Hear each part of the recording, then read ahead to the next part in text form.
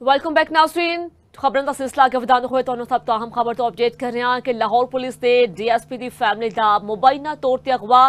Police के मुताबिक DSP Usman की धी ते बेगम नू बरके के इलाके ग्रीन सिटी तो अगवा किया गया और डीएसपी का कहना है कि वह ड्यूटी तो घर अपने तो पता लगा कि बीवी ते तीनों अगवा कर लिया गया और डीएसपी उस्मान की मुदगत विच नामलूम मुलजमान के खिलाफ मुकदमा दर्ज। मां बेटी के अगवा का मुकदमा कुछ दिन पहला बरकी थाने में दर्ज किया गया और पुलिस का कहना है कि मुकमिया नू सीसीटीवी कैमरिया ते दूजे जराए नाल ट्रेस किया जा रहा। मजीद तफसीलात नाल मौजूद ने मलिक मुश्ताक, उन्हां कोल जान जी। मलिक मुश्ताक, अपडेट करो कि तफसीलात ने।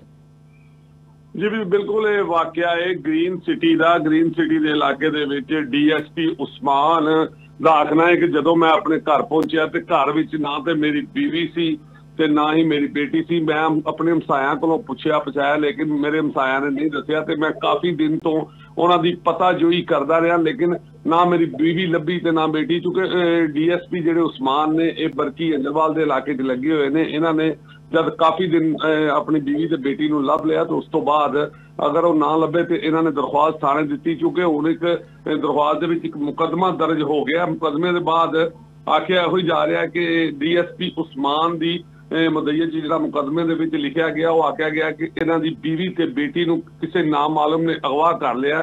मुकदमे तो बाद चूंकि मुकदमा इन्वेस्टिगेशन विंग के हवाले हो गया तो इन्वेस्टिगेशन विंग का आखना है कि डीएसपी की बेगम नूं असी ते बीवी नूं सीसीटीवी फुटेज के हिसाब नाल पहले तो ट्रेस कर रहे हैं तो जल्दी लभन की कोशिश कर रहे हैं।